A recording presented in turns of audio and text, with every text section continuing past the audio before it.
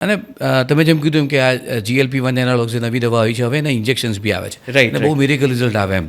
લોકો એવું કે સાહેબ લગન છે 15 કિલો ઘટાડી આપો, બહાર ફરવા જવાનું છે ઘટાડી આપો, Right. અને સાહેબ આખું અઠવાડિયું મસ્ત પ્રેમથી ખાવાનું, અઠવાડિયામાં એકાદ ઇન્જેક્શન આપવાનું, પછી જલસા કે સાહેબ મજા આવે કે આ શું આજે અત્યારે એક એવું કહીને ક્રેઝ, ટ્રેન્ડિંગ અત્યારે વસ્તુ છે, એવું ટ્રેન્ડિંગ કહીએ આપણે એવું એમ. Right. શું છે આ ટ્રેન્ડ, કેટલી હદે ડેન્જરસ છે, આ ટ્રેન્ડ કેટલી હદે ઇફેક્ટિવ છે, મતલબ આ ડ્રગ કેટલી ઇફેક્ટિવ છે, અને લોંગ ટર્મ શું, એનું ફ્યુચર શું? Right, done. તો આપણે સૌથી પહેલાં ગોળી વિશે વાત કરી, જે તો મેઇનલી ડાયાબિટીસના પેશન્ટ્સ માટે છે. ઇન્જેક્શન્સ જે અવેલેબલ છે ડેલી અને વીકલી ફોર્મ્યુલેશનમાં આવે છે, અને એ બંને ઓબેસિટીના માટે અપ્રૂવડ છે. અને એ દવાઓ 100% ઇફેક્ટિવ છે. તમારું 8%થી લઈને તમે દવાના ડોઝ ઉપર 20% સુધી વેટ લોસ થઈ શકે. પણ એ દવાઓ બી કામ સેમ રીતે જ કરે છે. તમારા હંગરના લેવલ્સ એકદમ રિડ્યુસ કરી દે છે અને તમારા પેટને ફૂલ રાખે છે. એના કારણે તમે જે ડાયટ ખાશો overall throughout the day એ ઓછો થઈ જશે. એટલે ડેફિનેટલી એ ડ્રગ્સ બહુ જ ઇફેક્ટિવ છે. પણ એ કોઈ મિરેકલ ડ્રગ્સ નથી કે તમે કશું બી ખાઓ અને તમે આ ઇન્જેક્શન લો અને તમારું વજન પુટ ઓન થાય, એવું બિલકુલ બી નથી હોતું. આ દવા મેડિકેશન્સ છે, અને એ લોકોના મેડિકલ ઇન્ડિકેશન્સ હોય તો જ લેવી જોઈએ. આ કોઈ કોસ્મેટિક વસ્તુઓ નથી. એટલે તમારું એવું હોય કે મારું 4 કિલો વધારે છે અને મારે 4 કિલો ઉતારવું છે, તો એના માટે આ દવાઓ they are not very safe. અને એના તમારા જે ફાયદા જે દવાના થવાના છે એના કરતાં તમે જે નુકસાન લેશો એ વધારે હશે.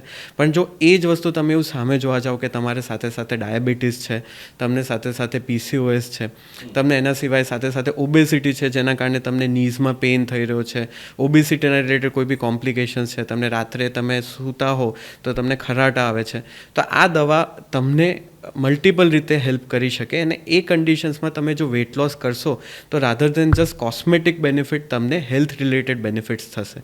અને એમાં જો તમે ડાયટ પ્લાન્સ ટ્રાય કરી લીધા અને ડાયટ પછી બી તમારું જો વેટ લોસ નથી થતું, તો આ દવા બહુ જ ઇમ્પોર્ટન્ટ ટૂલ છે કે જે એ બધા પેશન્ટ્સ હોય જે લોકોને ડાયટ લેતા હોય પણ તો બી વજન ઉતરતું ના હોય, તો એ લોકોના માટે આ બહુ જ સારી ઓપ્શન્સ છે અને તમને બહુ જ સારી રીતે વેટ લોસ કરાવે છે. અને તમારા જે હેલ્થ રિલેટેડ ઇશ્યુઝ હોય એને સોલ્વ કરવામાં આ દવા બહુ જ યુઝફુલ હોય છે. અને લાઈફ લોંગ લેવી પડે, કાયમ માટે લેવી પડે? રાઈટ. એટલે આ જે દવાઓ હોય છે એના એ જે કામ કરતી હોય છે, તમે આપણે જે હેબિટ ફોર્મિંગ મિકેનિઝમના રીતે કામ કરતી હોય છે.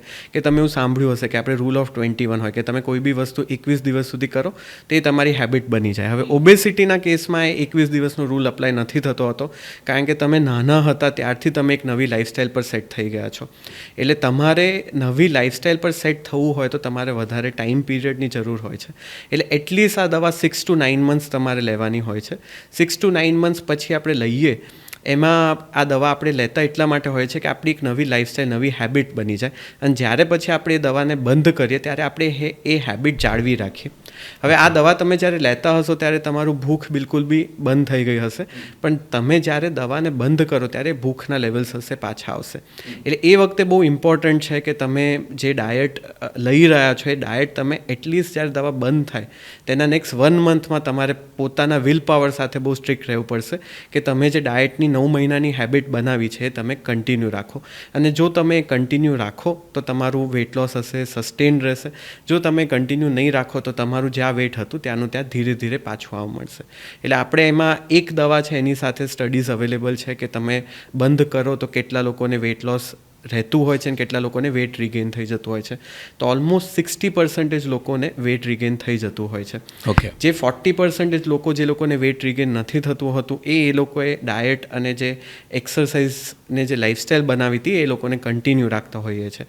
અને હવે એના રિલેટેડ ઘણી બધી નવી આપણે ફોર્મ્યુલેશન્સ ને એ બધું બી અવેલેબલ છે કે તમે વધારે પાવરવાળી દવાથી વેટ લોસ કરો અને ધીરે ધીરે તમે એનો ડોઝ ઓછો કરો તો તમને આ પ્રોબ્લેમ છે એટલો નહીં થાય. કાં તો તમે વધારે પાવરની મેડિકેશનથી વેટ લોસ કરો અને પછી તમે ઓછા પાવરની મેડિકેશન પર થોડા ટાઈમ સુધી ઓર સસ્ટેન કરો અને પછી તમે એને દવાને બંધ કરો, તો તમારો જે ક્રેશ ડાયટમાં જે પ્રોબ્લેમ થાય છે કે વેટ લોસ કરો અને વેટ રિગેન કરો એ એટલું બધું તમારે નહીં થાય.